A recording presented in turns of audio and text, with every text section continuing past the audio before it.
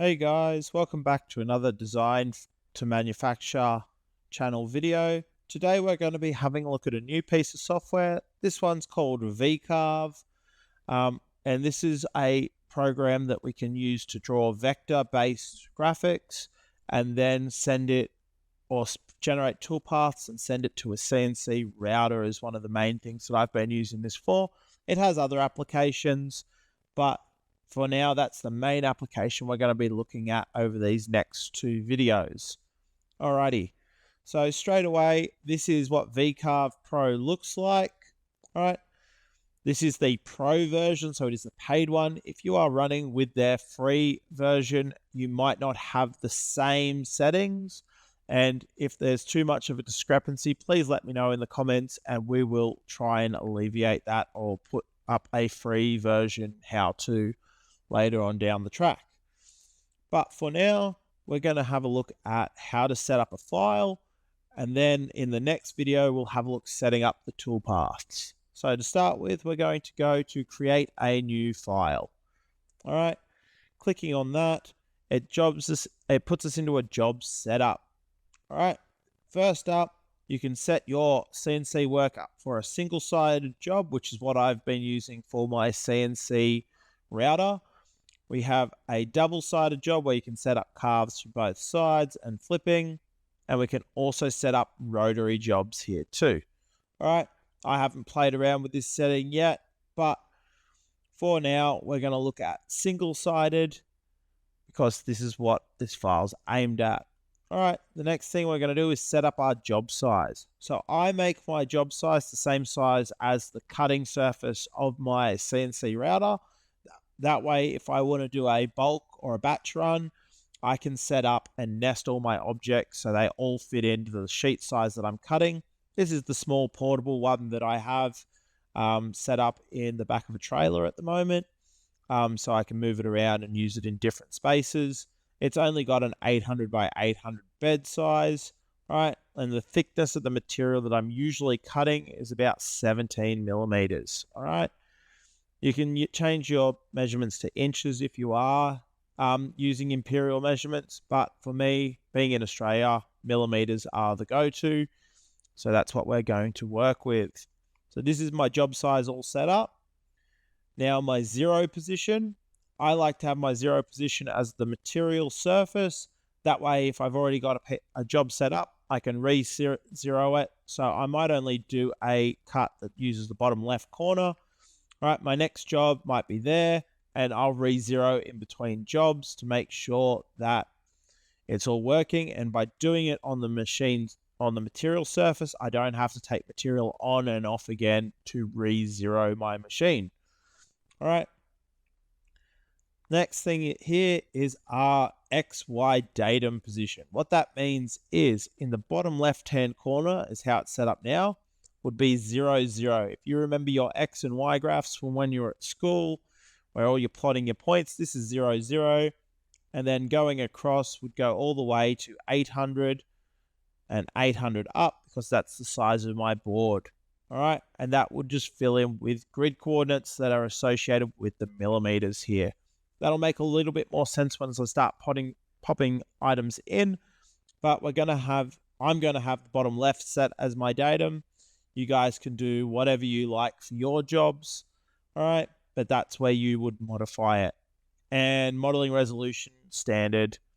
I'm just going to hit OK. You can play around with material settings as well, but we're not going to do that in this video. Going to hit OK, and you'll notice straight up that all of my I have a different menu over here now.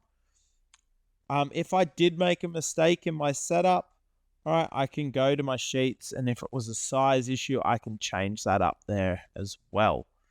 So let's get into the basics of VCarve now.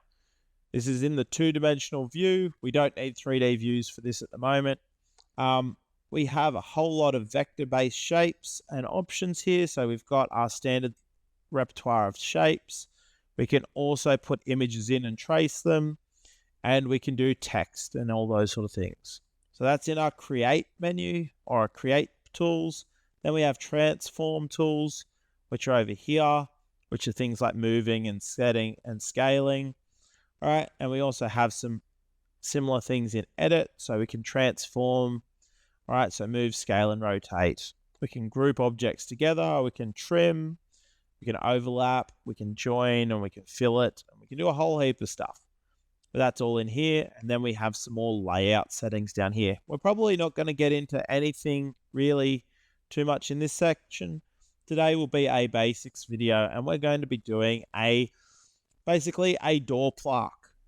All right, so that's what we're going to be running today. So the first thing that I'm going to want to do is a rectangle. Rectangle's a nice, easy shape. Everyone understands what a rectangle looks like. And we're going to go from there. All right, straight up, these X and Y coordinates here, they're to do with how we set up our datum last time. And you can see that when I move my cursor, you can see that X is staying the same as I move up this line and my Y value is going up. All right, if I go the other direction, X will go up and Y will stay the same, and so on and so forth. The anchor point that it's referring to is, so it's going to, at the moment, put my shape where? So the top left corner of the rectangle will be at X20 and Y120. So if I look, so X20, Y120, it's going to put that top corner about there. All right, that's cool, but since we're going with zeros for the bottom corner, I'm going to change that to the bottom corner, and I want it to be 20 and 20 away from the edge. When I'm setting up a board for my CNC, I usually screw it down to the waste board underneath, so I don't want to hit the screws that I've got around the outside holding the board down. So if I give myself a 20 mil margin, I'm less likely to put a router bit through a screw and break it. All right, so that makes a little bit of sense, and you'll see when I generate this rectangle what that looks like. Now for the corner type, we're going to go for, we can have a square corner, we can have a radius corner, or a radius internal corner. All right, all of them are a nice option. It really depends on what you like as a job. I personally prefer rounded corners, so I like the radius external, but you guys can modify your own designs in this if you're working along with me, and that will help you guys play around with some of the settings. All right, and then for the width, I'm going to put in 200 and 100 millimeters. That's a good size door plaque. It's not too big, it's not too small, and hopefully that will look pretty nice. Now when I hit create, you'll see it generates my rectangle for me with the rounded corners and starting at its X position of 20, 20 and going from there. Now, if I zoom in, which I can do with my scroll wheel, you can see, again, it gives me all my X and Y positions. Awesome. Now, I can close that menu up now, and this rectangle permanently lives here. Pretty straightforward. We're keeping this real easy today. All right. Next thing we're going to do is we're going to put some text in it. All right. So we're going to go for the draw text. All right. Text is going to be in a box. So I can select this as my box, which sets it to be 200 by 100. And then I can put design to manufacture. All right. In there. You'll see that because I've written the text all in one line, it's come across in one line, made the font really small. All right, I'm going to hit enter just to space it out. That fills my board a little bit nicer. All right, we can change font types if we go through this. All right, I'm going to keep the standard font at the moment, and it'll make more sense in the next video why I do that. I'm also going to change my width setting to 180 millimeters because I don't want my cuts for these letters to be right on the edge of the board. All right, I want them to be a little bit in, so that way I don't end up with cuts right on the edge. All right, you could also set up a margin instead of doing this. So I can go normal margin, all right, and that brings that in as well. All right, but I found I get more manual control playing with the bounding box dimensions like so. All right, no vertical stretch, no horizontal stretch. If I wanted to stretch it vertically, You can see I can space the lines to fit, or I can stretch characters, or I can just go none. I like the none look, keeps the letters nice and tidy. And once I'm happy, I can hit my close and that's all sorted.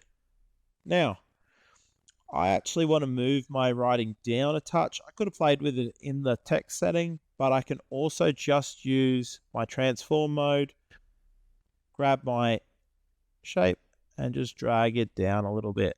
All right. Nice. That's dropped it down. All right, I'll zoom in a little bit so you guys can see. And that's tidied that up nicely. All right. Next thing I'm going to do, or this is the last thing for my plaque, we're nearly done here, is I'm just going to draw some circles. What those circles are going to do, they're going to end up being little pockets that I can put a screw in and then put a little piece of timber or something like that over the top just to cover up the screw heads and make it look nice and pretty when it's all done. So I can draw a circle. All right. Again, this works with the center point now. So the center point of the circle will give me where it's going to be on the X and Y axis.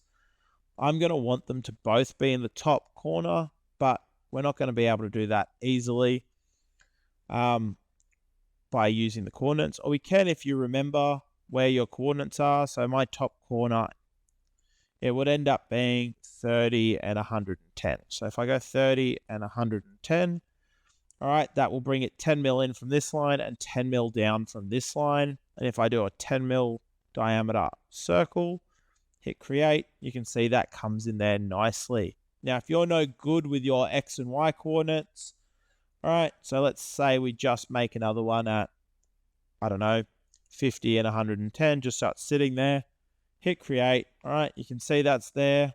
How can we move it? We can just use the move tool, all right, but how are you going to get it to be exactly where you want it to be? All right, there's a couple of ways you can do it.